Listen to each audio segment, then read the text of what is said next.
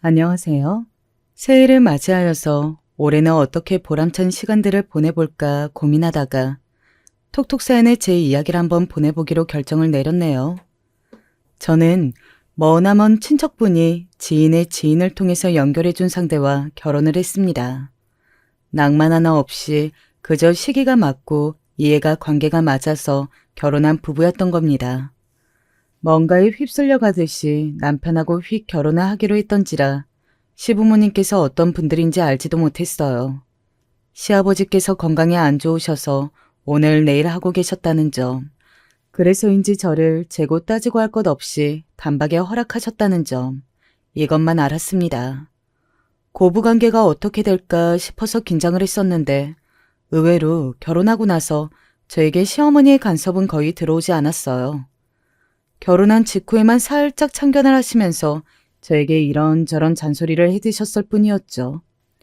별로 저희 부부에게 큰 관심도 없으신 것 같다는 인상을 받았습니다. 시어머니란 대개 며느리를 못 살게 구는 존재인 것으로 저는 대강 인식을 하고 있었기 때문에 이것 참 희한하다고 여겼죠. 곧 돌아가실 것 같았던 시아버지께서는 의외로 계속 살아계셨답니다. 이렇게 표현을 하니까 좀 이상한 듯 싶지만 달리 어떻게 표현을 해야 할지 모르겠네요. 말 그대로 그냥 계속 살아 계셨으니까요. 병원에서 딱히 이제 더 해줄 수 있는 것도 없다고 하였기에 그냥 가만히 계시는 게 전부였어요. 이상하다. 내가 집안 돌아가는 모양새를 잘 아는 사람은 결코 아니지만 아무리 그래도 이런 상황이면 대체로 자식이라든지 며느리한테라든지 간병이며 수발을 요구하는 게 보통 아닐까? 어머님이 나한테 자꾸 아무 소리도 안 하시니까 이건 또 이거대로 가시방석이네. 제가 남편하고 절절한 연애를 해서 결혼한 게 아니잖아요. 그러니까 시댁의 사정도 몰랐고 이런 집안일을 어떻게 같이 나눠야 하는지도 몰랐습니다. 근데 시아버지께서 그러고 계시다는 걸 뻔히 알기는 아니까 괜스레 좌불안석이 되더라고요. 시어머니께서는 별 말씀이 계속 없으시고 남편도 어쩌자는 말이 없고 괜히 제가 입을 열었다가 저만 피곤해지는 결과를 낳을까봐 일단은 가만히 있었는데 결국은 좌불안석을 견디지 못하고 남편에게 먼저 입을 열고 말았죠. 아버님은 우리가 안 돌봐드려도 괜찮은 거예요? 어머님은 아직까지는 별 말씀이 없으셨는데 내가 눈치껏 알아서 아버님 수발을 들겠다고 했어야 하는 건지 그걸 잘 모르겠네요. 당신의 도움이 필요하면 그때 가서 어머니가 뭔가 언제를 주시겠지. 그래요? 그럼 나는 그렇다 치고요. 당신은요? 아들이잖아요. 나는 며느리라지만 당신은 친자식이잖아요. 아버님이 그렇게 편찮으셔서 사실 날이 이제 얼마 안 남았는데 당신이 이렇게 계속 안 가봐도 괜찮은 건가 싶어요.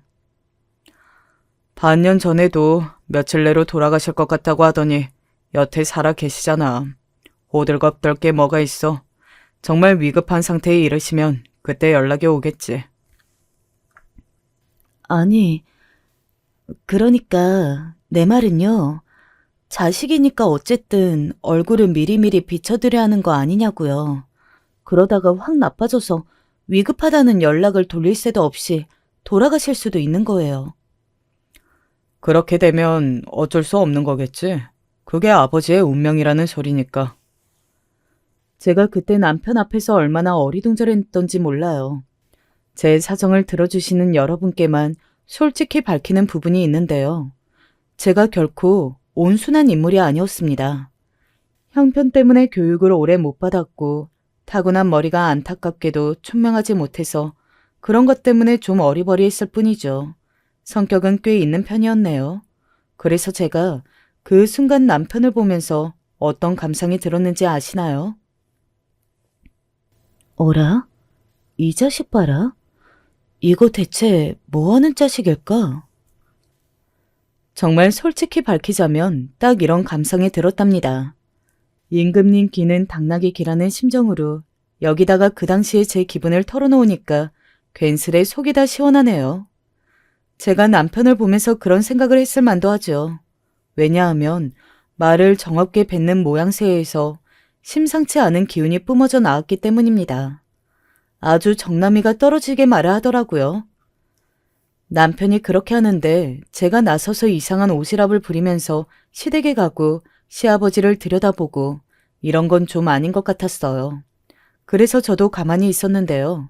사흘 뒤였나? 남편이 대뜸 저에게 칭찬을 건넸습니다.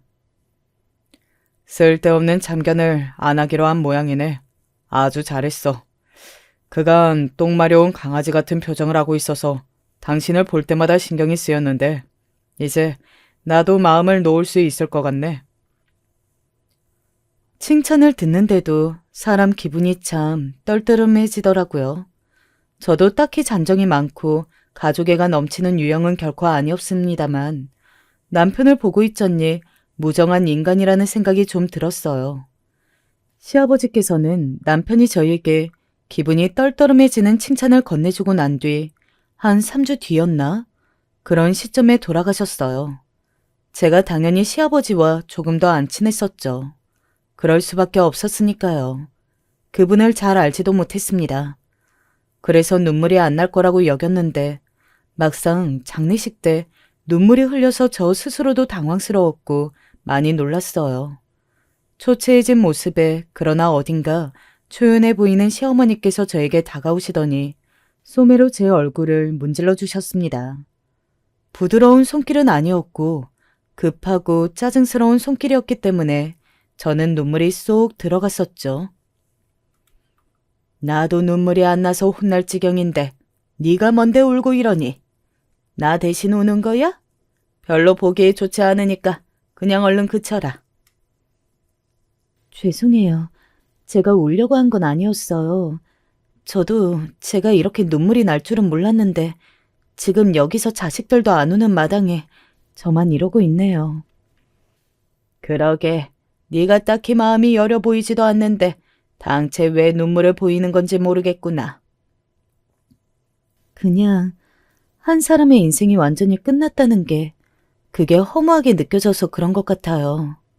어머님도 아시겠지만 제가 가족들하고 다 같이 모여서 살지 못하고 좀 흩어져서 살았거든요. 그래서 가족이란 이름이 너무 이상하고 낯설고 그리고 때로는 서글프게 생각이 돼요. 이런 감정들이 지금 좀 겹친 것 같아요. 민망해진 제가 입에서 나오는 대로 막 짓거렸었죠. 그러자 시어머니께서는 조용히 가라앉은 눈빛으로 저를 응시하셨고 그 이후로 별다른 말씀 없이 돌아서셨습니다. 풍기는 분위기가 아주 묘하게 느껴져서 저도 고개를 갸웃했었죠. 눈물을 흘리지 않으시는 시어머니를 본 조문객들이 저마다 쑥덕거렸습니다. 간병하느라 이골이 나서 그럴 것이라느니 진작 죽었어야 했을 양반이 너무 질기게 버티는 바람에 진절머리가 났을 것이라느니 하는 이야기들이 가볍게 공중을 떠돌았고 제 귀까지 닿았습니다. 저는 들려도 안 들리는 척 표정 관리를 하면서 상의를 정돈하고 있었는데 시아버지의 육촌인지 아니면 사촌인지 하시는 분이 저를 발견하시고는 손짓을 하셨습니다. 고개를 돌려보니까 그 자리에는 술병이 유독 많았고 다들 얼큰하게 취해 계신 모양이었어요. 여기가 별종이 저이구만. 결혼식 때 보고 지금 처음 보는 것 같으네. 네, 그간 잘 안녕하셨죠. 많이 드세요. 더 필요한 거 있으시면 부르시고요. 술주정을 상대하는 것만은 사양이었기에 저는 공손한 미소로 인사만 드리고 슬쩍 자리를 피할 요량이었습니다. 조심스레 잘 도망치고 있던 그때 저에게 인사를 건넨 그분의 옆에서 이렇게 떠드는 소리가 들려오는 게 아니겠어요? 아, 규정이하고 이어주려고 했던 아가씨가 바로 저쪽이야? 그건 규정이 사정을 뭘 몰라도 한참 몰랐던 이가 실수를 했던 거지. 멀쩡히 결혼해서 마누라가 있는 놈한테 뭔 중매를 서려고 했대? 에이, 결혼한 건 맞지만 멀쩡한 건 아니지. 멀쩡히 잘 살고 있었다면 그런 어처구니 없는 오해를 샀겠어? 이런 대관절 무슨 소리인가 싶었습니다. 제가 시아버지의 장례식장에서 아주 황당한 이야기를 하나 알게 되었어요. 제가 원래는 아주버님의 결혼 상대로 점 찍어줬던 거예요.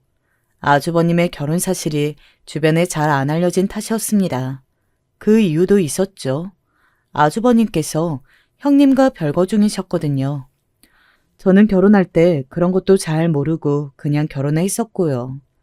약소하게 올렸던 결혼식장에서는 형님을 뵈었기 때문에 그 이후로도 그저 형님께서 참 두문분출하셔서 얼굴을 잘 안 비추는 분이라고만 생각을 했었습니다. 세상 천지에 이런 맏며느리도 있나 싶었어요. 그래서 괜히 새로 들어온 며느리인 저라도 편찮으신 시아버지께서 눈치껏 가봐야 하나 어째야 하나 더 그랬던 것이었고요.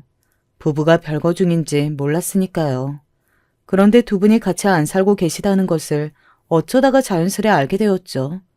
잘 안 맞아서 그러시나 보다, 그럴 만한 이유가 있어서 그러시나 보다, 이렇게만 생각하면서 지내고 있었는데 장례식장에서 그 진상 또한 알게 되었습니다. 아주버님께서 바람을 피우셨기 때문에 두 분의 사이가 안 좋아진 거라고 하더라고요. 첫 번째 바람은 넘겼는데 두 번째 바람 때 형님께서 폭발하셔서 난리를 치셨고 아주버님께서는 뻔뻔스레 나오셨다고 합니다. 잠깐의 바람일 뿐이었다는 논리였죠. 그리고 그때 시아버지께서 노발대발하셨다는 거예요. 바람을 피운 장남에게 화가 나셨던 거냐고요? 놀랍게도 아니었습니다. 그 반대쪽이었어요. 형님께 화를 내셨던 겁니다. 그러시면서 형님의 뺨까지 철썩 크게 때리셨다네요. 그때는 시아버지께서 큰 병을 앓고 계심이 밝혀진 지 얼마 안 되었을 때였고 위로의 인사를 겸할 겸 앞으로 치료를 잘 받기를 기원하고 응원할 겸 친척들이 시댁에 몇 와 있던 상황이었다네요. 그리고 뺨을 맞으신 형님께서는 그 즉시 옆에 있던 아주버님의 뺨을 세게 후려치셨다고 합니다. 아주버님께서는 세게 얻어맞자 너무 놀라서 얼이 빠져버린 표정이 되셨고 시아버지께서는 뒷목을 부여잡고 그대로 쓰러지셨대요. 바로 병원에 실려가셨고요. 그때부터 아주버님과 형님의 긴 별거가 시작되었던 것이었죠. 형님께서 어린 딸을 데리고 따로 살기로 하셨던 겁니다. 설마 그런 이야기가 있었을 줄이야. 제가 얼마나 놀랐는지 모릅니다. 게다가 아주버님한테로 중매가 잘못 살 뻔했는데 결혼을 하셨으며 별거 중이라는 사실이 밝혀지자 그 동생인 남편한테로 제가 연결되었을 것인 줄은 상상도 못했어요. 그럼에도 이런 방구 없이 저와 덜컥 결혼한 남편이 신기했습니다. 아주버님과 남편, 이 형제는 정말 안 친했어요. 그렇지만 남인 듯 아닌 듯 그렇게 사는 게 가족일 수 있음을 저는 잘 알고 있었기에 삭막한 형제 관계는 그러려니 하고 넘겼었네요. 남편은 아주버님뿐만 아니라 다른 가족들하고도 굉장히 관계가 딱딱해 보였어요. 바람이니 뭐니 하면서 분란을 일으켰던 아주버님께서는 시어머니께 살갑게 이런저런 말씀을 잘 붙이고 계셨는데 남편만 묵묵하게 앞만 보고 있었죠. 어찌 보자면 꿰다 놓은 보릿자루 같아 보이기도 했네요. 그런 광경을 한참 힐끗거리고 있었는데 장례식장에 형님께서 등장하셨습니다. 딸을 데리고 오셨더라고요. 저에게는 유일한 시조카였죠. 어머님, 제가 좀 늦었습니다. 멀리 내려가 있었더니 피치 못하게 더 일찍 올 수가 없었네요. 형님께서는 시큰둥한 안색으로 눈을 바닥에 내리깐 채 그렇게 말씀하셨어요. 시어머니께서는 피곤한 한숨을 내쉬면서 고개를 끄덕끄덕 하셨는데 그 옆에서 아주버님께서 괜히 난리셨습니다. 어디 외국에 나가 있던 것도 아닌데 멀리라는 표현은 왜 쓰는 거야? 누가 보면 우리나라가 이미 통일돼서 땅덩어리가 2배인 줄 알겠다. 당신은 뭐야? 아버님 돌아가실 때 같이 죽은 거 아니었어? 왜 아직도 살아있어? 기분 더럽게. 뭐라고? 이 여편네가 진짜 말이면 단 줄 알아? 우리 아버지한테 빨리 저승 가시라고. 당신이 항상 저주했지? 그래서 그게 찔리니까 늦게 온 거지? 천하의 효자가 나한테 이렇게 따지는 거 보면 내가 불만이라도 없을 거야. 그런데 집안의 장남이라서 대우받고 대접받고 그런 것만 빼면 본인 스스로 잘난 것 하나도 없는 주제에 아버님의 생전에 무슨 효도를 그렇게 했다고 당당하게 이렇듯 턱주가리를 치켜들어 그 턱 부숴줄까? 시어머니께서 머리가 아프신지 휘청거리셨고 한 걸음 뒤에 있던 남편이 단박에 다가와서 부축을 해드렸습니다. 아주버님께서는 그저 분에 가득 차서 씩씩거리실 뿐이었죠. 하도 성질이 날 일이 많으신 건지 그 나이에 벌써 하도 인상을 써서 미간 사이에 주름이 패여있던 형님의 인상은 장난이 아니었습니다. 제 성깔은 형님 앞에서 하룻강아지 수준일 것 같더라고요. 저는 못난 어른들이 입고 있던 시조카를 데리고 그 현장을 벗어났습니다. 어린이가 보기에 결코 교육적인 현장이 아니었으니까요. 시조카는 양치는 어느 쪽도 안 닮은 것인지 아니면 환경이 그래서 주눅이 든 것인지 한마디도 안 뱉고 기가 죽은 얼굴만 하고 있었어요. 말을 걸어도 고개를 움직이는 것만으로 표현을 할 뿐 섣불리 입을 안 열더군요. 시조카를 데리고 있는데 잠시 후에 형님께서 이쪽으로 나오셨어요. 그러더니 시조카를 아주버님 계신 곳으로 보내셨습니다. 시조카한테 네 아빠 저쪽에 있으니까 가봐라 이렇게 알려주시더라고요. 형님과 단둘이 남겨진 저는 머쓱해서 눈알만 굴리고 있었습니다. 그런데 형님께서 갑자기 담배를 꺼내서 입에 무시는 게 아니겠어요? 그토록 성질대로 화를 내는 아내도 당당하게 담배를 이런 곳에서 피는 애엄마도 저는 형님을 통해 처음 보는 것이었습니다. 담배 연기를 보면서 저는 무슨 말이라도 해야 할 것 같아서 그냥 되는 대로 입을 열기로 했죠. 암만 그래도 아이한테는 아빠가 필요한 것 같아요. 그쵸? 형님도 그렇게 생각하시죠? 아니, 전혀 그렇게 생각 안 하는데? 그런 놈 따위 없어도 그만이야. 있으면 속만 터지는걸? 네? 그럼 앞으로도 계속 따로 지내시겠네요? 꼭 그렇지도 않아. 그건 생각을 좀 해봐야지. 주워 먹을 콩고물 부스럭이라도 보이면 그냥 그런 짜증나는 놈이라도 같이 사는 게 낫고 아버님 돌아가셔서 혹시 재산 이야기가 나올까 싶었는데 좀 아까 들어보니까 아직은 어림도 없더라. 어머님이 계시니까. 어머님이 돌아가실 때까지 기다리려면 아주 오래 걸리겠지. 아버님처럼 병에 걸리면 기간이라도 단축되겠지만 내가 보기에 어머님은 건강 체질이시거든. 아휴, 힘들다. 참 어렵네. 결국은 다 돈이야, 돈. 동서는 아직 애가 없어서 모르지? 애 키우려면 사랑만으로는 안 돼. 돈이 있어야 돼. 앞으로는 더더욱 그런 세상이 올 거라고 하더라. 제가 거기서 무슨 말을 해야 할지 정말 알 수가 없었습니다. 그렇게 침묵하는 편을 선택했죠. 되도록 형님이라는 인물과 만나는 일이 적게끔 그렇게 살고 싶다는 생각이 들었어요. 그러면서도 앞으로 아주버님과 형님 가족이 어떻게 될지 꽤나 궁금하기는 하더라고요. 시어머니께서는 당신 혼자 남겨진 집이 썩 적적한지도 모르겠다고 하시며 혼자 지내는 것이 아무렇지도 않다고 하셨습니다. 그 말씀을 무뚝뚝한 남편은 고지 곧대로 알아들은 것인지 시어머니를 찾아뵐 필요가 없다고 하였어요. 우리가 굳이 필요하시면 그때 가서 부르시겠지. 암만 해도 제 남편이라는 인물이 범상한 것 같지는 않았습니다. 이따금씩 제가 시어머니와 연락을 하지 않으면 저희 부부는 시댁과 단절인 셈이었어요. 그리고 저는 점차 아주버님과 형님 부부를 궁금해할 게 아니라 저희 부부의 문제부터 해결해야 한다는 생각을 가지게 되었죠. 연애 결혼이 아니었기 때문에 서로 간에 애달픈 그런 감정이 없이 시작했다는 것까지는 알겠는데 남편이 몸이 건조해도 너무 지나치게 몸이 건조했어요. 내가 지금 인간인 남편하고 살고 있는 거야? 아니면 인간 모습을 한 양철 깡통하고 살고 있는 거야? 원래 그런 성격의 사람이라 여기고 넘어갈 수준이 아니었어요. 같은 집에서 부부라는 이름으로 사는 입장에서는 점차 숨이 막혀왔기 때문입니다. 대화가 잘 안 통했어요. 서로 간에 아예 사고 회로가 다른 것만 같았습니다. 지독한 구두쇠라서 돈을 10원 단위까지 세세하게 관리하던 남편은 저를 미치게 만들었습니다. 본인의 계산과 생활비의 잔액이 10원이라도 일치하지 않으면 그걸 물고 늘어졌어요.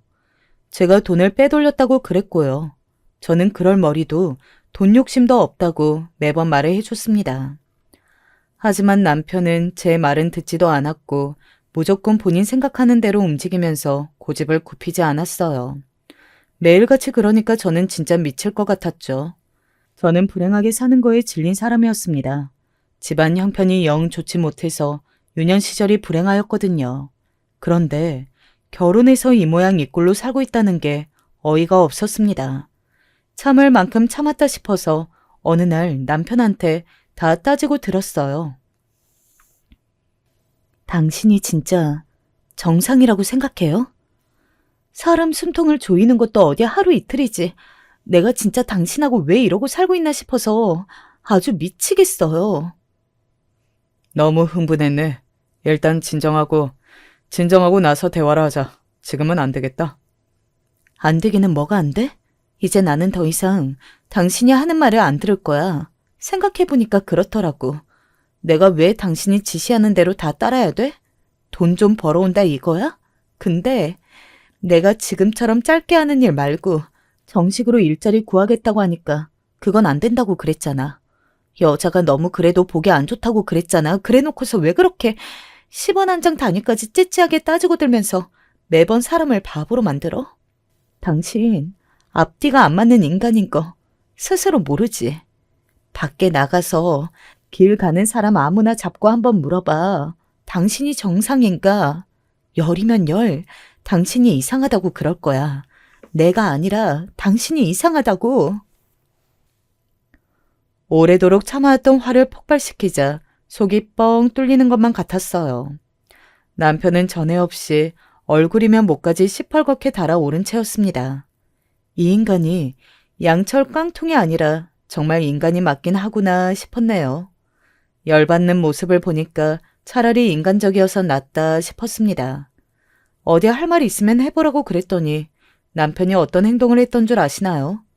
그토록 얄미울이 마치 차분하고 냉정하던 인간이 아주 비이성적인 행동을 선보였습니다. 제 뺨을 친 것이었죠. 짝 소리가 좁은 거실 겸 부엌에 울려 퍼진 순간 저는 이 집에 대한 정남이마저 떨어지는 기분을 맛보았습니다. 결혼하던 순간부터 제가 겪은 모든 일들이 차르르 제 눈앞을 스쳐가더라고요. 나 더 이상 당신하고 못 살겠어. 내가 왜 이런 꼴을 당해야 하는지 나는 이해가 안 되거든? 모든 사람이 행복하게 잘만 살 수는 없는 거야. 참고 인내하면서 상황에 순응하고 수긍하면서 그렇게 사는 거지. 그래야 더 나은 사람이 되는 건데 당신은 왜 그걸 몰라? 참 좋은 말이네. 듣기에는 아주 그럴싸하다. 근데 당신, 그 말을 왜 당신한테는 적용을 안 시켜? 왜 내가 참아야 해? 당신이 참고 양보한다는 선택지는 없어? 나는 이제 당신 같은 남자하고 더 이상 같이 못 살아. 아니, 안 살아. 나는 우리 형 같은 인간이 질색이라 그 전철을 밟고 싶지는 않았는데 당신이 정 그렇다면야 별 수 없지. 당분간 나로 지내면서 머리 좀 식히든지 하자. 별거는 무슨. 당신하고 확 그냥 이혼해버리고 싶어. 이혼해서 당신이 뭐라고 살 건데? 형수님 같은 분도 차마 이혼을 안 하시고 사는데 당신이 뭐라고 설치면서 이혼을 하겠다고 해? 객기 부리지 마. 아, 끝까지 저를 바보로 만드는 것 같았어요. 이혼도 제 마음대로 못할 것 같았습니다. 너무 화가 났는데 이튿날 마침 시어머니께 연락이 왔습니다. 부엌에 치울 게 많으니까 와서 좀 거들어 달라고 하시더라고요. 제가 알겠다고 말씀드리고서 바로 찾아갔습니다. 그리고 진짜 눈이 뒤집어져서 따지고 들었어요. 어머님, 대체 자식을 왜 그렇게 키우셨어요? 왜 그따위로 키워서 애먼 피해자를 만드시냐고요? 저는 시어머니께 남편과 있었던 일들을 숨이 넘어가도록 다급하게 다 털어놓았습니다. 그간 시어머니와 연락을 하고 왕래를 하면서 남편 때문에 힘이 든다고 제가 말을 안 했을 것 같나요? 했습니다. 당연히 했어요. 그런데 그때마다 시어머니께서 네가 이해하고 넘어가라 이렇게 말씀을 하시니까 제가 매번 맥이 빠졌었죠. 그런 분께 제가 지금 이렇게 크게 따져봤자 소용이 있을까 싶어서 후회를 하던 바로 그때였습니다. 나도 모르겠다. 내 자식 속인데 내가 모르겠다. 내가 잘못 키웠고 내가 잘못된 부모이겠지. 너한테는 내가 미안하다. 시어머니께서 눈물을 흘리시며 털썩 주저앉으셨어요. 제가 그 모습에 놀라서 멍하니 바라보았죠. 너를 봐도 잘해줄 생각을 못했다. 시집살이 안 시키고 괴롭히지 않은 것만으로도 나는 최고의 시어머니다. 너는 복받은 며느리이다. 이렇게만 생각했다. 근데 자식을 잘못 키워서 나에게도 책임이 있다는 거, 그걸 내가 진실로도 알고 있었어. 너희들 일에 무심하게 신경을 끄면서 외면하고 괜히 잔소리나 조금 던지고 이랬던 거지. 내가 어른답지 못했다. 어머님, 진심이세요? 지금 진심으로 저한테 그런 말씀을 하시는 거예요? 내가 네 시아비 같은 인간 말종하고 결혼을 잘못해서 온갖 마음고생, 몸고생 다 하면서 산 사람이다. 영원토록 안 죽을 것 같았던 그 인간이 병에 걸렸다는 걸 알았던 그 순간부터 내 기분이 이상해지더구나. 기쁜데 기쁘면 안 되겠고, 슬픈데 슬프면 안 되겠고, 주체할 수 없는 분노와 허무함과 좌절감과 온통 그런 것들이 머릿속에 가득했다. 내가 그 인간이 자기 인생의 끝자락에서 고통스러워하는 꼴을 보려고 숨이 꼴깍 넘어가는 죽는 그 순간을 놓치지 않으려고 그 옆에 찰싹 붙어 있었던 거야. 그 누구의 손길도 도움도 다 필요 없이 내가 그 인간의 옆에 붙어 있었던 이유가 그거란다. 시어머니의 말씀을 듣자마자 저는 소름이 끼쳐서 입을 틀어 막았습니다. 그런데 동시에 시어머니가 미치도록 짠하게 느껴졌어요. 여자 대 여자로, 사람 대 사람으로 시어머니의 인생에 대한 안타까움이 밀려와서 저도 모르게 눈물이 흘리기 시작했습니다. 어느새 저는 시어머니와 부둥켜 안은 채 울고 있었죠. 그래, 울어라. 울고 다 털어버려라. 시원하게 다 털고 이혼도 해버려. 어머님, 이혼한 여자가 어떻게 잘 사는지 모르겠어요. 왜 못 사니? 네가 아직 이렇게 젊고 어린데 왜 못 살아? 만약에 애가 딸려 있으면 그것 때문에 재혼한 사람하고 관계가 힘들까봐 걱정인 거지. 너는 아직 애도 없으니 새로이 짝도 찾아보기 쉽지 않겠어? 이혼하고 자유를 찾아가라. 네 인생을 찾아서 떠나. 나처럼 이렇게 불행한 결혼에 매여서 살지는 마.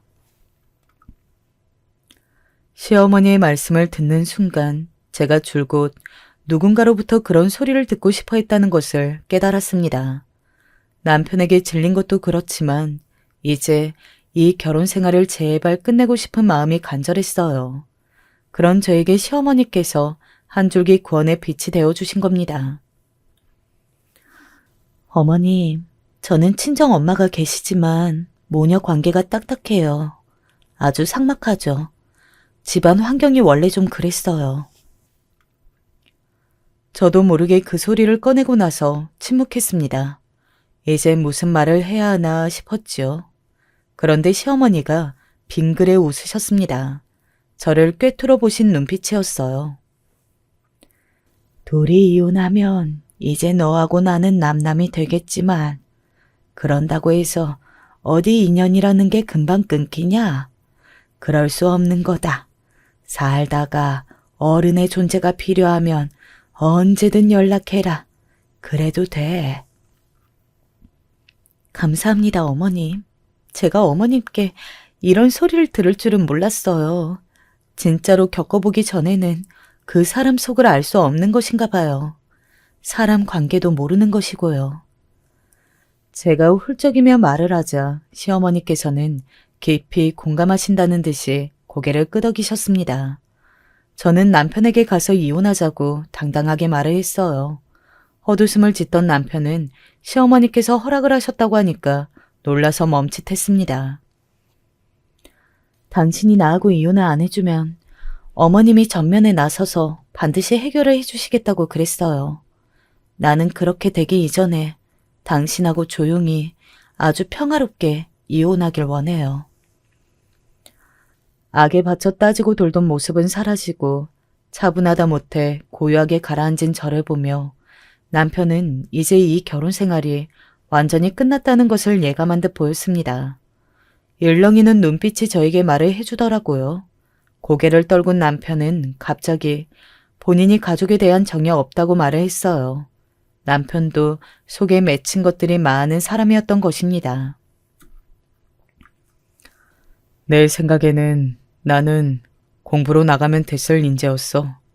그런데 집에서 반대를 했지. 공부 같은 소리 하지도 말라고. 나가서 돈이나 일찍 벌라고. 그나마 형은 장남이랍시고 그 대접이라도 받았었지. 나는 아무것도 없었어. 아버지가 워낙 엄격하셨고 변덕이 심하셨던 분이었는데 그래서 어머니가 고생을 많이 하셨지. 나도 그걸 잘 알았지만 그렇다고 해서 매번 나에게 그 울분을 풀어내셨던 어머니를 이해할 수 있었다는 건 아니거든. 장남에게는 못 그러시고 나에게만 그러시는 게 너무 힘들었어. 많이 억울했지. 남편의 내면에서 한참 전에 뭔가 비틀려버린 모양이었습니다. 쓰게 웃는 남편을 보면서 당시에 저는 제 자신이 힘들었기 때문에 위로의 말조차 상투적으로 건네지 못하고 있었죠. 남편은 포기한 얼굴로 저와 이혼을 해주겠다고 말을 하면서 이혼 후에는 시어머니와 연락을 하지 않고 살 거라고 그랬습니다. 장남의 혜택을 받으며 살아온 아주버님께서 양심이 있거든 시어머니를 챙기며 살아야 한다고 남편은 그렇게 보더라고요. 저는 그때 지칠 대로 지친 제 마음 하나만 붙잡고 있기에도 급급했기 때문에 남편이 말하는 그런 이야기들을 귀담아 듣지 않았었죠. 몇 달 후 저와 남편은 이혼을 하여서 남남이 되었습니다. 그 소식을 접하신 형님께서 저에게 연락을 한번 하셨었어요. 동서, 이혼 이야기가 처음에 들려왔을 때 에이 설마 그래도 정말 이혼까지 가려나? 그냥 말만 그렇게 나온 거 아닌가 싶었는데 정말 이혼을 해버렸구나. 당찬 구석이 있어 보이기는 했는데 이렇게 결단력이 있을 줄은 몰랐다. 형제가 쌍으로 이상하기는 해. 그치? 동서는 나처럼 참고 사는 길은 싫었구나. 근데 목소리가 무척 밝게 들렸습니다. 제 이혼을 반기시는 것처럼요. 그래서 좀 얼떨떨했어요. 형님은 혹시 앞으로 아주버님하고 다시 같이 사실 건가요? 왠지 말씀에서 그렇게 느껴지는데요. 모르기는 몰라도 이혼할 생각은 없으니까. 살림 합치는 건 천천히 생각해 볼 거야. 동서는 나이 더 먹기 전에 후딱 재혼이라도 해서 잘 살았으면 좋겠다. 즐거운 목소리로 이혼할 생각은 없다고 하시는 순간 머릿속에 어떤 예감이 딱 박혔어요. 그래서 저도 모르게 소리로 뱉고 말았죠. 아, 형님은 제가 이혼해서 사라지고 그 이도 이제 어머님 안 보고 살 거라며 멀리 다른 데 가서 새로 일을 하며 산다고 하니까 그게 좋으신 거군요. 재산에 눈독 들일 머릿수가 줄어드니까요. 저는 시댁의 재산 그게 뭐 얼마인지도 전혀 모르지만요. 그러자 형님께서는 뜨끔하셨는지 횡설수설하시더니 전화를 뚝 끊어버리셨어요. 다시는 이 전화기를 잡을 일도 제가 없었으니 형님하고도 이대로 끝이라고만 생각했네요. 시어머니와는 가끔 연락하다가 어느 계기로 끊어졌습니다. 그건 바로 저의 재혼이었어요. 이혼하고 나서 2년 뒤에 지인이 소개를 시켜준 남자와 재혼을 했거든요. 아들 하나를 두었고 너무 평범해서 신기할 정도의 일상이 이어졌어요. 그러다가 저희 아들이 딱 성인이 되던 해였는데 아이 아빠가 죽었습니다. 전혀 눈치채지 못했건만 바람을 피우고 있었더라고요. 제가 아들의 공부 뒷바라지에 빠져있던 동안 여자를 만들었더라고요. 그 여자하고 데이트를 가다가 교통사고가 났어요. 아이 아빠는 현장에서 숨을 거두었고 그 여자는 크게 장애를 입었습니다. 제가 한동안 제정신이 아니었어요. 부부간의 의리는 적어도 잘 지키면서 사는 부부였다고 그런 생각을 해왔는데 배신감이 컸고 원망할 대상은 이미 떠난 뒤였으니까요. 아들이 취업할 때가 되어서야 제가 조금 진정이 되어서 마음이 가라앉더군요. 그 후로는 인생이 허망하게 느껴지고 믿을 사람이 세상에 아무도 없다 싶어서 염증 어린 태도로 살았습니다. 그저 그렇게 사는 나날이었죠. 그러다가 어느 날 제가 놀라운 편지 한 통을 받게 되었어요. 한자리에서만 계속 살아오신 먼 친척분이 계시는데 제가 그 집 주소를 시어머니께 알려드린 적이 있었습니다. 당연히 바람나서 죽은 남자의 모친 말고 제 전남편의 모친 얘기입니다. 저를 이혼할 수 있게 해준 시어머니요. 재혼하고 나서 이제 시어머니와 계속 연락을 잇기는 어려울 것 같은 마음에 그 집 주소를 알려드렸었죠. 그런데 오랜 세월이 흘러서 그 집으로 시어머니의 편지가 도착한 거예요. 제 이름으로 편지가 왔다는 연락을 받고 깜짝 놀랐고 내용을 확인해 봤더니 아주 짧았습니다. 어렵사리 밖에 나와서 우체국의 도움을 받아 편지를 붙인다. 만일 네가 받아본다면 나를 보러 와줬으면 좋겠구나. 내가 시간이 얼마 안 남은 것 같은데 죽기 전에 너를 다시 보고 싶다. 주소도 내용 밑에 남겨져 있었죠. 글씨체를 보건대 아무래도 시어머니께서 우체국에서 다른 사람의 도움을 받아서 보내신 듯 하였어요. 시어머니의 편지를 받자 옛날 일들이 마치 어제 일처럼 선명하게 떠올랐습니다. 입김이 나오는 추운 겨울, 시어머니께서 저를 보지 못하고 돌아가시면 무척 쓸쓸하실 것만 같았죠. 당장에 택시를 타고 그 주소로 가보았어요. 그리고 운명처럼 제가 놀라운 광경을 목격하고 말았습니다. 기사님, 잠깐 멈춰주세요. 저기, 설마 어머님? 어머님이세요? 주소지에 거의 근접하던 참이었습니다. 그런데 그 추운 날씨에 공원에 나와 벤치에 앉아있는 할머니가 눈에 들어온 거예요. 차림새가 날씨에 안 맞게 가벼워서 눈길이 간 순간 깨달음이 왔던 겁니다. 택시에서 내려 달려갔어요. 세상에, 어머님이 맞으시네요. 어머님, 저예요. 못 알아보시겠어요? 어머님 편지를 보고 이렇게 왔어요. 편지? 너구나. 내 둘째 며느리가 왔구나. 네가 왔어. 네, 어머님, 저예요. 이렇게 다시 뵈니까 너무 감동이에요. 편지의 발송 날짜는 한 달 전이던데 제가 늦게 확인해서 이제서야 왔어요. 근데 왜 추운 날에 이렇게 나와 계세요? 혼자 사시는 건 아닐 텐데요. 그쵸? 저를 둘째 며느리라고 불러주신 순간 제가 눈물이 고여서 그 앞에 무릎을 굽혀 앉아 시어머니의 꽁꽁 언 손을 붙잡았습니다. 얼음장이더라고요.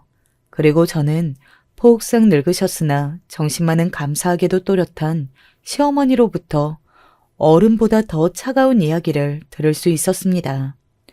시어머니께서는 원래 방문 요양을 받으시면서 아주 고령의 연세에서도 그럭저럭 혼자 잘 지내고 계셨다고 합니다. 그런데 아주버님하고 형님이 꼭 모시게 해달라면서 갑자기 성화를 부리셨다네요. 그 두 사람 이혼 안 하고 같이 산 모양이었죠. 시어머니께서는 효도와는 거리가 먼 두 사람이 뒤늦게 정신을 차린 거라고 생각하시고 살던 곳을 정리하셨다고 합니다. 그런데 형님께서 자꾸 눈치를 주시더래요. 어머님, 이제 재산 문제를 정리를 다 해두셔야 어머님도 마음이 편해지지 않으시겠어요? 저희한테 좀 맡기세요. 이제는 그러셔도 되잖아요.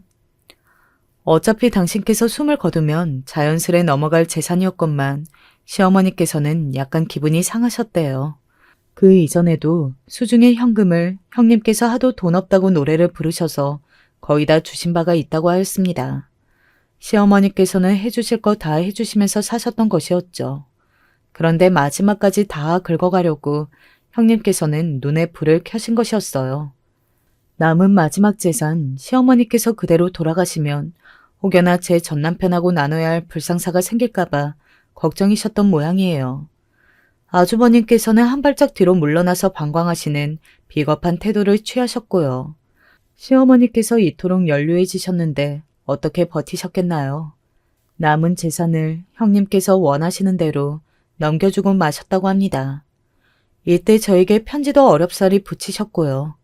그런데 그러자마자 형님의 태도가 돌변하더래요. 언제 뒤지실 거예요? 눈치 좀 챙기고 사세요. 이제 와서 어디 시설에 집어넣기도 벅차단 말이에요. 그런 것도 다 돈이라고요, 돈. 연로하신 분께 그런 막말을 던졌다고 합니다. 시어머니께서는 충격으로 시름시름 앓으셨대요. 그런데도 제대로 챙겨주지 않더니 이제는 급기야는 이 추운 날에 시어머니를 밖으로 내쫓았던 거예요. 형님의 경악스러운 만행에 저는 이가 갈렸습니다. 이건 사람이 할 짓이 아니었어요. 폭삭 늙어버리신 시어머니를 잠시 바라보던 저는 부축에 나섰고 택시로 모시고 갔습니다. 그리고 뒷좌석에 시어머니를 앉혀드린 후 기사님께 부탁을 드렸죠. 기사님, 정말 죄송한데 잠깐 기다려 주실 수 있을까요? 제가 어디 좀 금방 다녀올게요. 돈은 더 얹어드리겠습니다. 그러도록 하죠. 그런데 이분은 누구십니까? 저희 어머님이세요. 저는 그렇게만 말씀을 드렸고 그 순간 시어머니께서 눈물 젖은 눈으로 저를 바라보신 것만 같았어요. 옛날에 시어머니께서 말씀해 주신 대로 인연이라는 게 쉬이 끊기는 게 아니었죠. 저는 형님이 계시는 집으로 향했고 거침없이 배를 눌렀습니다. 대체 누가 이렇게 배를 눌러대냐면서 짜증스럽게 현관문을 연 형님을 보자마자 제가 피식 웃음이 나왔어요. 여보세요. 누구신데 남의 집 배를 부서져라 누르고 지랄이에요? 저 모르시겠어요? 세월이 너무 흘렀죠. 그런데 저는 길 가다가 봤어도 형님을 알아봤을 것 같아요. 나이가 들수록 사람 성품은 인상에 드러난다더니 정말 맞네요. 형님은 젊으셨던 적보다 미간의 주름이 엄청 심해지셨어요. 어지간히 인상을 많이 쓰고 사셨나 봅니다. 잠깐. 설마 동서? 옛날에 이혼하고 사라졌던 바로 그 동서? 저는 대답은 않고 형님을 밀친 뒤 안으로 몸을 들였습니다. 그러자 형님께서 기가 막히다는 얼굴로 저를 노려보셨어요. 인상 더럽게도 늙으셨더군요. 제가 여기 오다가 어머님을 뵈었어요. 이 추운 엄동설안에 밖에 계시더라고요. 저 말고 경찰이 발견했으면 어쩌려고 그러셨어요? 누가 신고라도 했으면요? 정말 대단하시네요. 왜 갑자기 나타나서 지랄이야? 너 뭐야? 그 노친네가 불렀니? 망할 노친네. 늙어도 쉽게 뒤지지 않고 정신머리도 또렷하더니 이제는 그 옛날에 이혼시킨 며느리한테까지 연락을 해? 내가 진짜 웃기지도 않아서 이거 원. 이건 아니죠. 사람 가죽을 쓰고서 짐승처럼 하고 살면 되겠나요? 그렇게 돈이 좋으셨어요? 돈 외에는 아무것도 안 보이던가요? 웬 훈계질이야? 잘난 척하고 싶으면 네가 그 노친네 모시고 가서 살아. 네가 모시면 되겠네. 당당하기만 한 형님의 태도에 제가 화가 나서 주먹이 절로 쥐어지던 바로 그때였습니다. 꽉 안 닫혀있던 현관문이 활짝 열리더니 시어머니가 보였어요. 택시에서 기다리시지 왜 힘들게 여기까지 오셨을까 싶어서 제가 입을 열려던 찰나 현관문을 연 시어머니의 곁에 선 인물이 눈에 들어왔습니다. 아주 번듯한 양복 차림이었어요. 두꺼운 코트는 딱 봐도 값비싼 것이었고 현관문을 붙잡은 손은 멋들어진 가죽 장갑에 감싸여진 채였습니다. 비스듬히 모직 중절모를 쓴 노년의 신사분이 대간절 누구이실까 싶어서 제가 주춤거렸죠. 그건 형님도 마찬가지이셨는지 고개를 갸웃하고 계셨는데요. 바로 그때 그 신사분께서 중절모를 뒤로 젖히며 얼굴을 훤히 드러내시는 게 아니겠어요? 저는 비명이 터져 나오는 걸 간신히 참았습니다. 그 사람은 바로 제가 오래전에 이혼했던 전 남편이었기 때문이에요. 뭐예요, 어머니? 이제 둘째 아들하고는 연락 안 하고 사신다고 그러셨잖아요. 작년에도 제가 여쭈어 봤었을 때 분명 그러신다고 하셨으면서 역시 뒤로는 연락하고 지내셨던 거예요? 경악에 빠지신 형님께서 길길이 날뛰셨죠. 그러자 전 남편이 피식 웃으며 말을 하더라고요. 형수님은 나이가 드셔도 어쩜 이렇게 성질도 그대로 목소리 큰 것도 그대로이십니까? 변함이 없으셔서 제가 왠지 안심이 되네요. 이제 다 박살을 낼 참인데 만약에 형수님께서 조금이라도 반성하는 기미를 보이고 계셨다면 제가 마음이 약해질 뻔했거든요. 그런데 아니라서 다행입니다.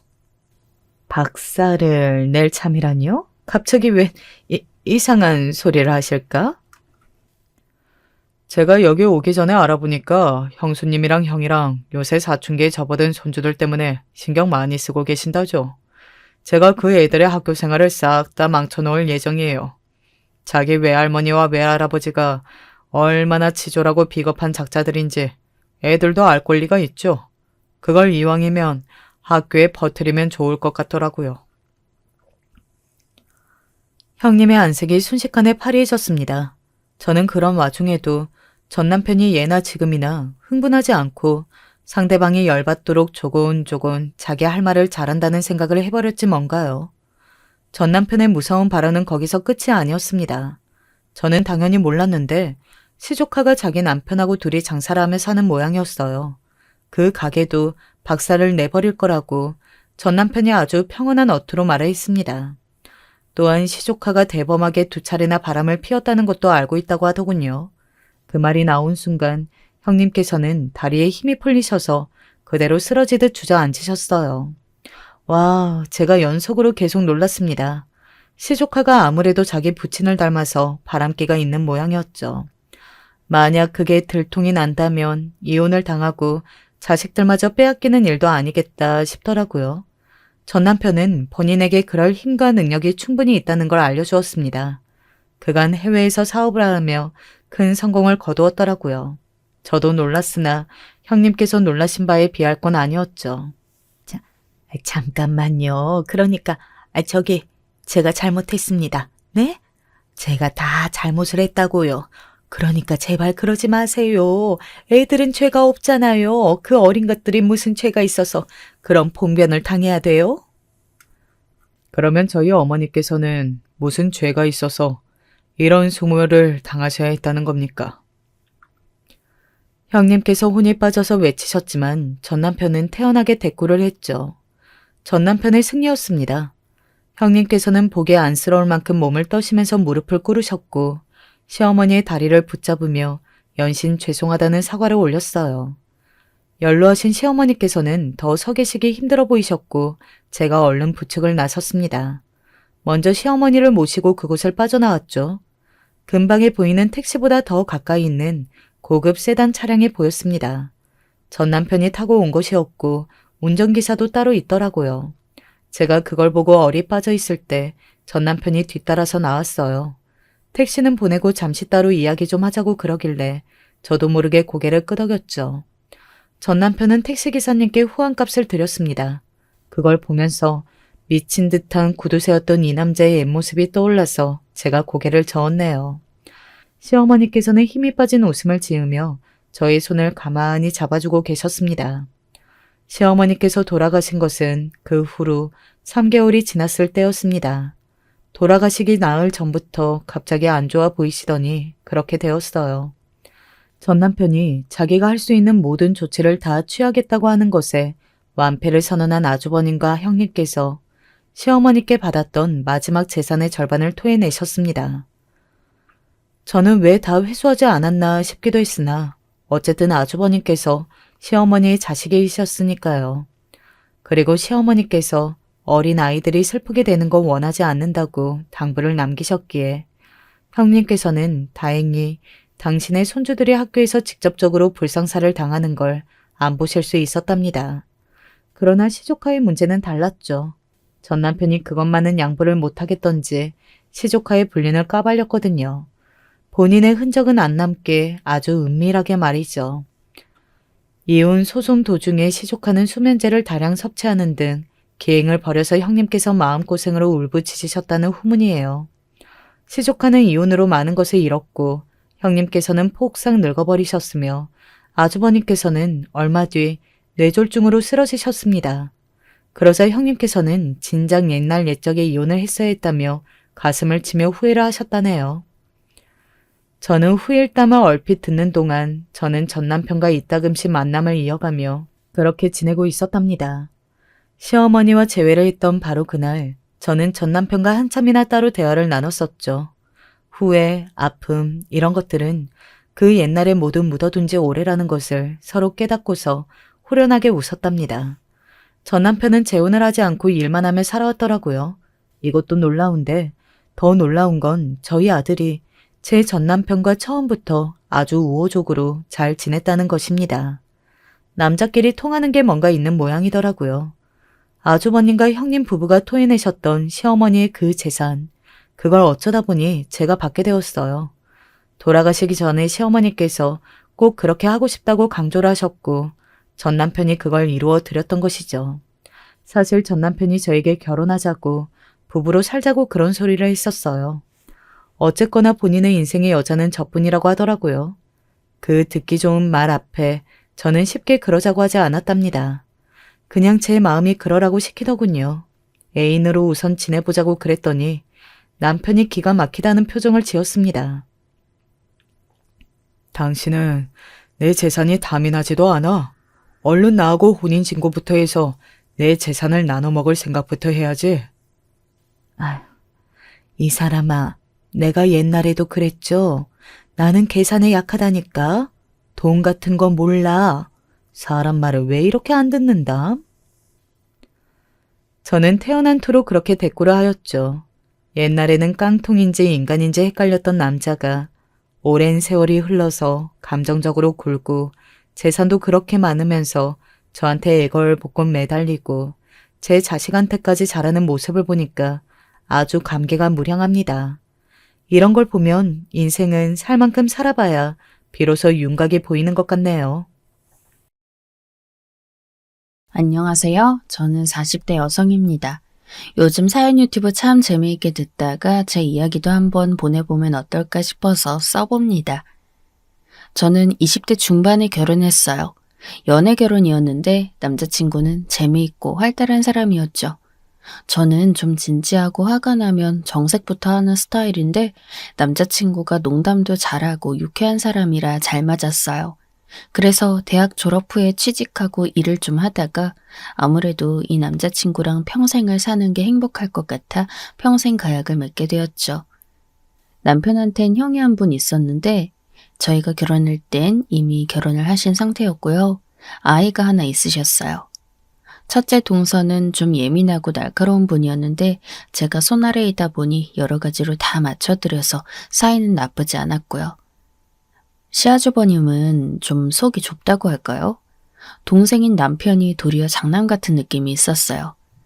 그래서 신혼 초에 저와 첫째 동서가 아니라 시아주버니랑 제가 좀 서로 신경전이 있었어요. 시아주버니가 여러 가지로 저희한테 짐을 떠맡기려 하는 게 있었거든요. 저랑 신랑도 어쨌거나 결혼해서 한 가정을 이뤘는데 그런 사정 같은 건 생각 안 하시고 그냥 남편이 총각일 때처럼 모든 일을 남편한테 시키려 하더군요. 제가 제일 처음 빈정상했던 건 사소한 일이었어요. 저희 결혼 후 얼마 지나지 않아 있었던 일인데요. 그때 시어머니가 친구분들을 시댁에 초대해 같이 밥도 해먹고 노는 일이 있었어요. 그런데 뭐 그걸 며느리한테 와서 일을 도와라 그런 식으로는 전혀 말씀 안 하셨고요. 워낙 요리 좋아하시는 분이라 음식 많이 만들어 두시고 남으면 너희들 가져갈래? 그런 식으로 말씀하셔서 저희가 냉장고에 빈 공간이 있으면 감사하게 가져와서 먹고 하는 식이었죠. 음식 만들 때부터 따로 싸놓으신 거라 깨끗하고 저희 위해서 더 추가로 만드시는 경우도 많았거든요. 그런데 시어머니가 그때 따라 다리가 불편하셨어요.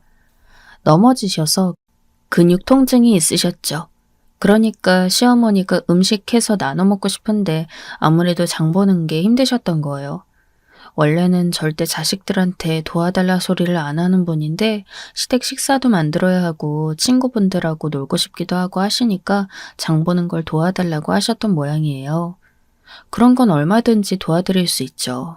그런데 문제는 저희 남편이 하필 그 시기에 회사가 일이 많아서 늦는다는 거였어요. 시어머니도 그 사실을 알고 계셨죠. 남편은 일정 시기가 되면 무척 바빠지는 직종이었는데 그래서 시어머니가 남편은 너무 바빠서 안 될 거라는 걸 알고 계셨던 거죠. 그래서 아마 시아주버니한테 전화를 하셨던 모양이에요. 아주버니는 식당을 하셨고 직원들도 여럿이라서 잠깐 정도는 얼마든지 가서 도와드릴 수 있거든요.